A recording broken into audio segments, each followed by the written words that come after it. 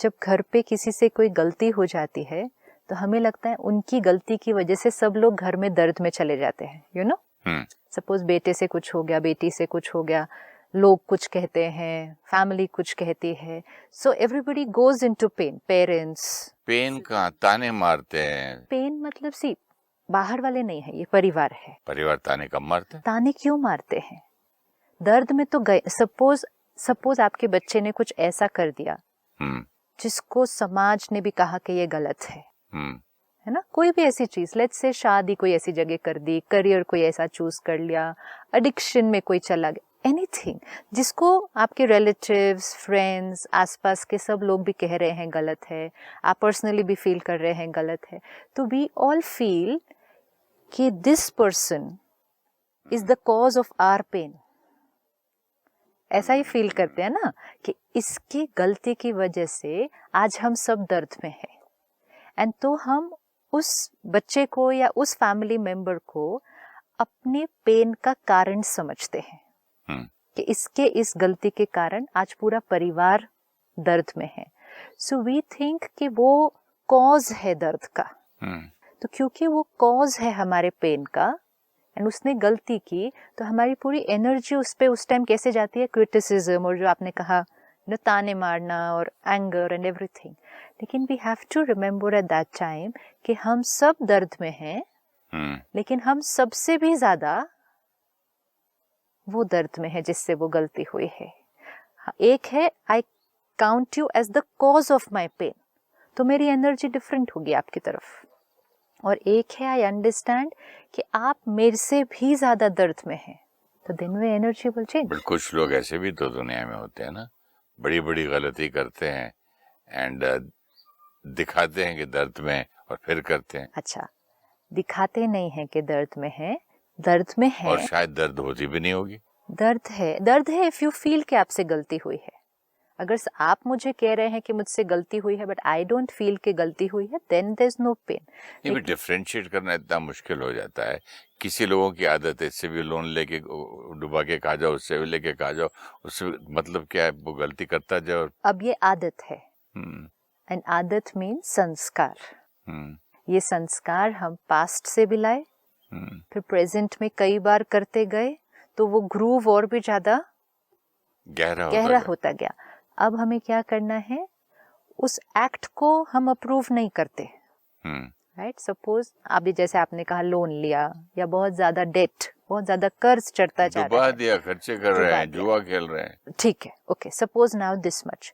तो जो वो कर रहे हैं we have to be very strict कि ये चीज गलत है, लेकिन उसके लिए उनको criticise, anger, hatred, hurt will not be the solution, will not be the solution। उनके प्रति जो एनर्जी है and with compassion and sympathy कि ये आत्मा अपने संस्कार के वश है।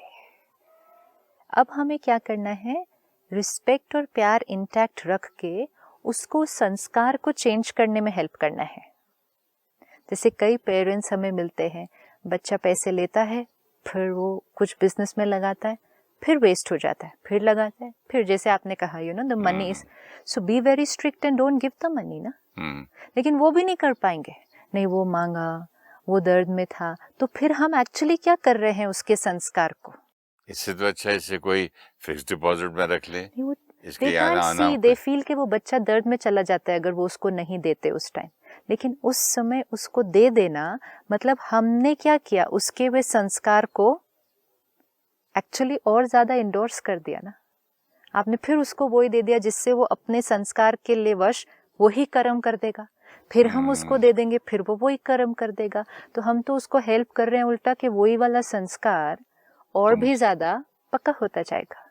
तो assertive, strict, disciplined as far as that कर्म एंड संस्कार is concerned, कि नहीं मीन्स नहीं। इसके लिए थोड़ा सा डिटैच भी होना पड़ता है कि सामने वाला अगर यू नो बहुत जिद भी कर रहा है, आपको थ्रेटन भी कर रहा है, आपने नहीं दिया तो मैं घर छोड़ के चला जाऊंगा, मैं ये कर, lot of things can happen, suicide कर लूंगा, कितने nobody is doing anything because उनको बहुत सारा प्यार और सपोर्ट दो साथ में।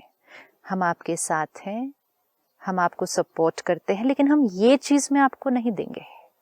तो आत्मा को रिस्पेक्ट एंड प्यार when they least deserve it, लेकिन फिर भी असर्टिवनेस कि हम वो वाले संस्कार को और अफर्म नहीं करते। ये बहुत क्लियर हमें होना चाहिए कि आत्मा अपने संस्कार के वश वही चीज फिर करती जाएगी।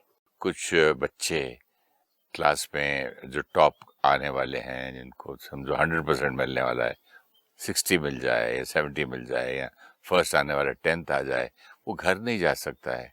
हाँ, दर्द में है। राइट। तो यहाँ तो उसके संस्कार की बात नहीं है। तो दर्द वहां में जाके उसको घर पे डांट पड़े तो खेलता रहता है, टीवी देखता है। उस टाइम पे तो उसको कितने प्यार की जरूरत है। तो वही हमने लास्ट टाइम देखा ना, जितनी बड़ी गलती उतना ज्यादा प्यार चाहिए। ये तो हमें आज पक्का ही कर लेना है।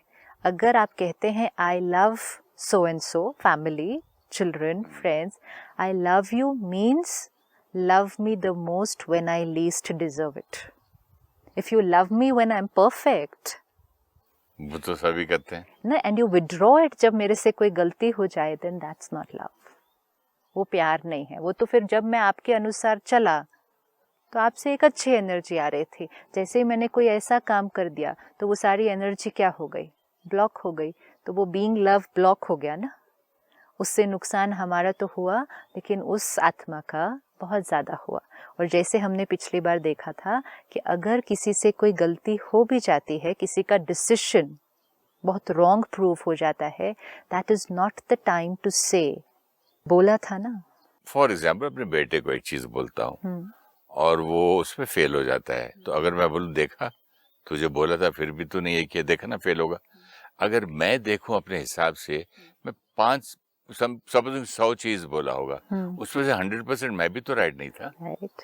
जब आपका कहना कोई नहीं मानेगा ना, हाँ, तो वो बात आपको हर्ट होगी। But I have to keep one thing very very sure in mind कि मैं भी हमेशा राइट नहीं हो सकता। हमेशा राइट नहीं, तो इट्स नॉट। मैं राय दे सकता हूँ। हाँ, सपोजिंग एक पिक्चर मैं बोलूं नहीं करे मेरे बेटे को, और वो पिक्चर सुपर डुपर हिट हो जाए, राइट। तो फिर देखा, वो भी आके बोल सकता था यस, मेरे डैडी ने करियर बर्बाद कर दी।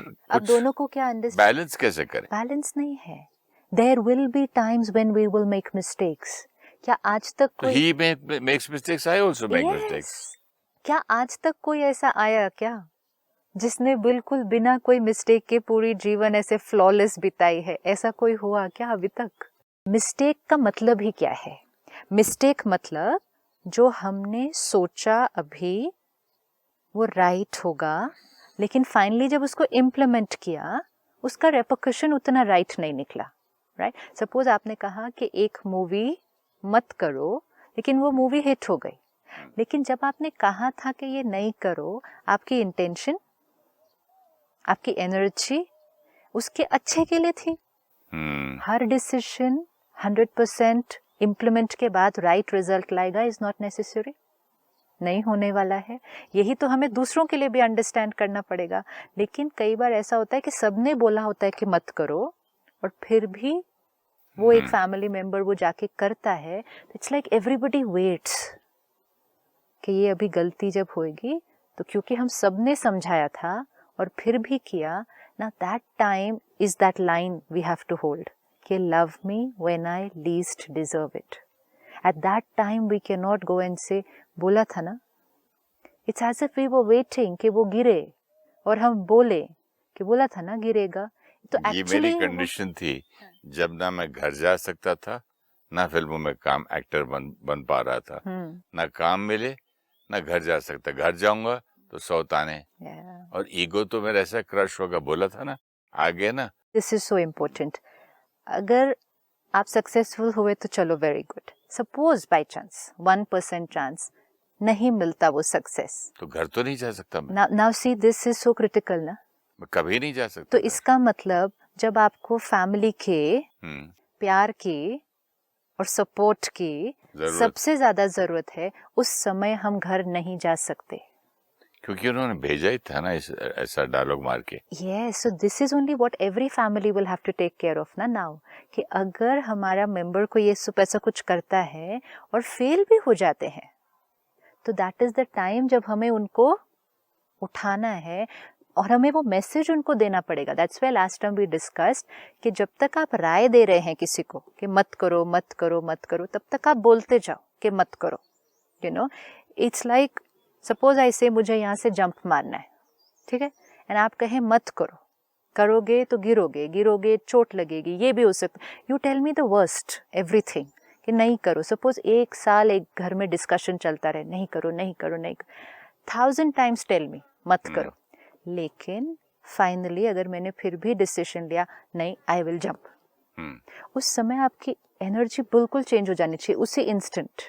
हाँ, ये होना चाहिए. If I love you the most, मैं कहूंगा एक काम करो, यहाँ पैड्स बांध लो, ठीक है, इधर पैडिंग कर लो, और चाहो तो रस्सी अपने आप को बांध लो, अगर आप गिरे तो मैं पकड़ लूंगा. This is it.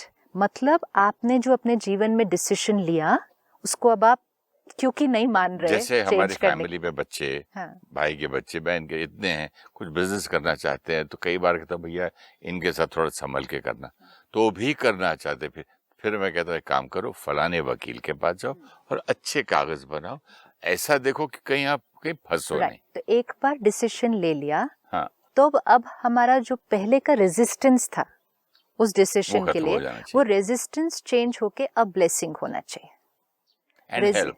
हाँ, सपोर्ट लव कंप्लीटली, कि अब आप कहो कि आप जंप करने लगे हो तो I am with you and we will all take care of you जब आप जंप करने वाले हैं.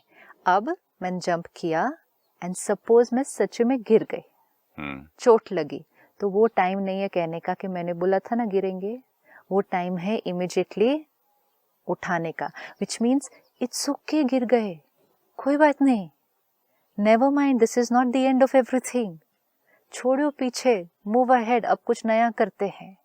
लेकिन समटाइम्स जैसे अगर अब मैं गिरूं, जब मैं गिरूंगी यहाँ से, अभी देखो मेरी मन की स्थिति क्या क्या होगी. पहले तो गिरी तो फेलियर, पेन, एंड सेकंड जैसे आपने कहा सबने समझाया था नहीं करना चाहिए, तो गिल्ट. अब उन सब लोगों को फेस करने की फियर, तो वो फेस करने का फियर और गिल्ट मेरे पास नहीं होना चाहिए. और वो तब नहीं होगा अगर फैमिली ने पहले ये मैसेज कन्वे कर दिया, you do, we are with you. हुआ तो हुआ, नहीं तो कोई बात नहीं, हम तुम्हारे साथ हैं. और गिर भी गए तब भी हम तुम्हारे साथ हैं. एंड डोंट वरी, हम सब गलतियां करते हैं.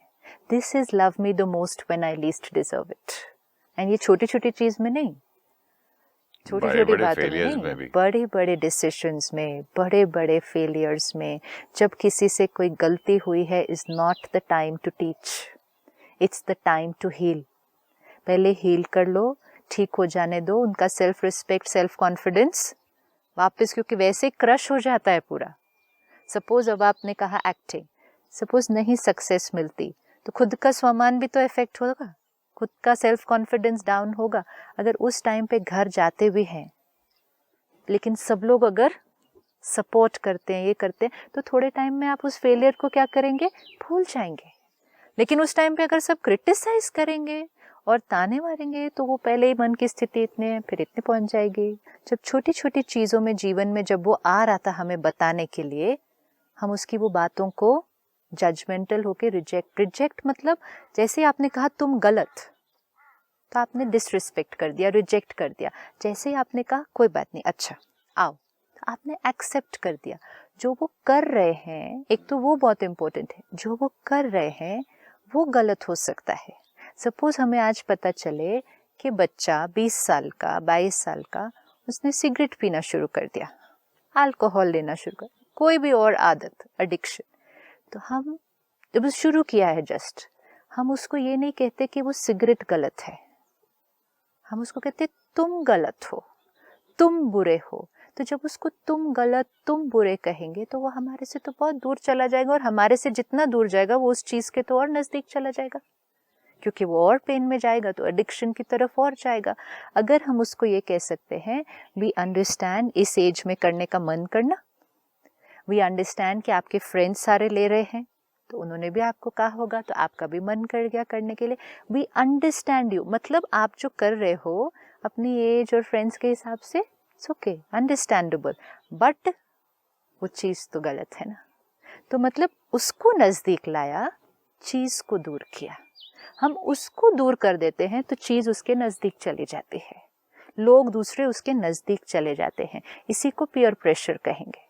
जब पेरेंट्स बच्चे को डांट के क्रिटिसाइज करके दूर कर देते हैं, बच्चा अपने फ्रेंड्स के नज़दीक चला जाता है, क्योंकि फ्रेंड्स से उसको क्या मिलता है? एक्सेप्टेंस मिलती है। फिर कई बार फ्रेंड्स कुछ ऐसा करने के लिए कहते हैं जो बच्चा करना नहीं चाहता है, लेकिन अब वो अपने फ्रेंड्स का एक्सेप्टेंस छोड़ नहीं सकता है, उसमें फंस गया ना। आज अगर आप घर का नहीं रहा वो, घर का नहीं रहा, मतलब घर तो अच्छा है, सब अच्छे हैं, लेकिन उसको वो वाला जो acceptance for what he is doing वो नहीं मिल रहा, वो फ्रेंड्स से मिल रहा है, तो वो उस फ्रेंड्स के एक्सेप्टेंस को नहीं खोना चाहता। आज जिस समय में हम चल रहे हैं, जहाँ इतनी डिस्ट्रैक्शंस अवेलेबल है, there is no way, there is no method जिससे आप अपने बच्चे पर चेक या अटेंशन रख सकते हैं। वो समय गया, वो समय गया जब हम चेक कर सकते थे कि बच्चे किससे बात कर रहे हैं, किससे नहीं बात कर रहे हैं, फोन आया है तो किसका फोन आया है। अभी कैसे पता चलेगा? अब कैसे पता चलेगा? वो तो समय गया ना। घर में एक लैंडलाइन फोन होता है, बजता है तो पता चलता है किसका फोन है। अब कैसे चेक करेंगे? अब पड़ोसी भी नहीं बताते कुछ भी, अब कैसे चेक करेंगे? और अब अवेलेबिलिटी इतनी सारी है, फेसबुक पे बैठे तो वहाँ किसी से दोस्ती हो गई, ईमेल पे बैठे तो वहाँ हो गया, फोन पे व्हाट्सएप हो गया, ये हो, इतना सब कुछ जब है, बच्चे को प्रोटेक्ट कैसे करेंगे? How to protect? There is only one way, love. There is only one way is कि बच्चा, तुम अपनी हर बात आकर हमें बता सकते हो, इवन जिस दिन तुम्हारे से कोई बड़ी से बड़ी बात हो जाए, क्योंकि अगर हो भी जाए बता दोगे, वी विल हेल्प, लेकिन हो जाए नहीं बताओगे तो व्हाट विल वी डू? बचपन से कुछ बताता तो मार पड़ती है, तो कहाँ से बताएगा? तो वो हमें अब घर आने के लिए डरता है, अब जाऊंगा तो पड़ेगी। एक बहन आई थी प्रोग्राम में, और तभी ऐसे ही डिस्कस हुआ कि हम डांटते हैं तो बच्चे झूठ बोलते हैं। तो उसका बच्चा भी आया था उस प्रोग्राम के अंदर, 10-11 साल का बच्चा था। तो उस बहन ने नोट्स बनाए थे उस प्रोग्राम में, और अगले दिन जब आए अगले सेशन के लिए, तो वो ऐसे बैठी थी, पिछले दिन के नोट्स देख रही थी, तो वो वाली लाइन को किसी ने अंडरलाइन कर दिया था कि क्योंकि पेरेंट्स गुस्सा करते हैं इसलिए बच्चे झूठ बोलते हैं, and someone had underlined that for her. हो अंडरलाइंड? मैंने तो अंडरलाइन नहीं किया था, मैंने लिखा था, सेशन सुनते सुनते जैसे नोट्स सुने थे, अंडरलाइन किया हुआ था। तो घर जाके बच्चे से पूछा तो बच्चे ने कहा मैंने अंडरलाइन किया था ये करके। तो she said what happened? He said नहीं, बस he wanted to tell something. वो 10 साल का बच्चा, अंडरलाइन। तो शी देन अश्योर्ड है, मैं नहीं गुस्सा करूंगी, अब बोलो क्या हो। That day he told her that he had failed in an exam but didn't have the courage to tell. जैसे ही अश्योरेंस मिला कि डांटूंगी नहीं, बता दिया। झूठ बोलना, दबा के रखना, छुपाना, फियर में रहना बच्चे के लिए कितना डिफिकल्ट है। तो ये अश्योरेंस तो हमें हमेशा उनको देना पड़ेगा, और अब ये अश्योरेंस हमें हर आत्मा को देना है। इवन अगर हमारे वर्क प्लेस पे है, क्यों हम एक दूसरे से झूठ बोलते हैं आज? क्यों अगर आज किसी को छुट्टी लेनी है तो उसको ये बोल के जाना पड़ता है कि मेरे घर में कोई बीमार है इसलिए मैं छुट्टी ले रहा हूँ? सच बोल के जाना चाहिए ना, लेकिन सच नहीं बोल सकते। सच बोलेंगे तो डांट पड़ेगी। तो इसमें रोल किसका हो गया? लीडर का, पेरेंट का, कि कुछ भी सुनने को मिले, कैसी भी गलती दिखे, पहले रिएक्शन डिस्टर्बेंस का नहीं, स्टेबल, अंडरस्टैंडिंग, एक्सेप्टेंस। इससे हम क्रिएट करते हैं एक कल्चर ऑफ ट्रांसपेरेंसी, जहाँ हर एक आकर अपने मन की बात और सच्ची बात बोल सकता है, and then we can be there for each other. हम अगर बताएंगे ही नहीं तो हम एक दूसरे की हेल्प कैसे करेंगे, सपोर्ट कैसे करेंगे? एक फैमिली में अगर एक जना आज दर्द में है और वो सबको बताए ही नहीं, तो अकेला ही उस दर्द में रह जाएगा, अकेला ही। कुछ समय पहले हमारे पास एक फैमिली आई, उनके बेटे ने सुसाइड किया, 17 ईयर ओल्ड। बाद में पता चला कि कॉलेज में कुछ जैसे चीज़ें हुई। अब वो कहते हमें बताया नहीं था, अगर बताया होता तो we would have helped him ना, ये सब चीज़ से निकल आते। लेकिन पेन पेन पेन अक्यूमुलेट करते करते किसी से शेयर नहीं कर पाए, it could go to that level। बचपन से सिस्टर, बच्चा खेलने आता है, 2 मिनट हेलो हाउ यू करके बस मम्मी को बोलता अच्छा बच्चे को संभाल, मैं बहुत बिजी हूँ, फोन करेगा आदमी, बिजनेस करेगा, SMS, व्हाट्सएप, ये वो, ईमेल, फिर शाम को आएगा मैं बहुत थका हुआ हूँ, दोस्तों के साथ चलेगा। और बड़ा होगा, बच्चे का प्ले देखने लोग नहीं जाते हैं, बच्चा क्या स्टार लेके आया, आज गुड गुड लिखा के लाया, वेरी गुड, वो नहीं देखते। और बड़ा होता है तो इंटरेस्ट लेते ही नहीं है कई पेरेंट्स बच्चे के बारे में। वो तो एक पार्ट हुआ। नहीं, तो वो भी तो अकेले पेन में ही हो जाता है करते करते।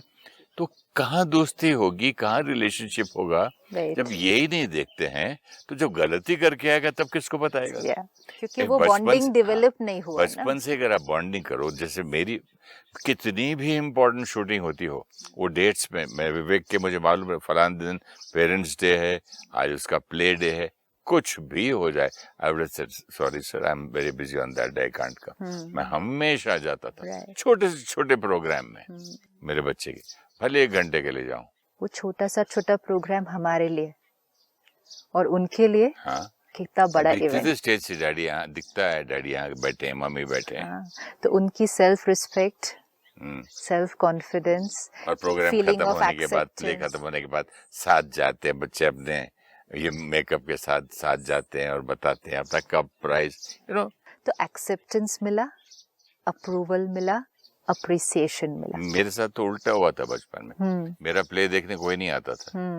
क्यों? हम देखेंगे, ये फिल्मों में चला जाएगा। तो वो तो सारे तरीके यूज किए ना, नहीं अलाउ करने के, वहां जाने के। मेरी माँ आती थी, उनको डांट पड़ती थी, तू खराब कर रही है उसको। सही बात है।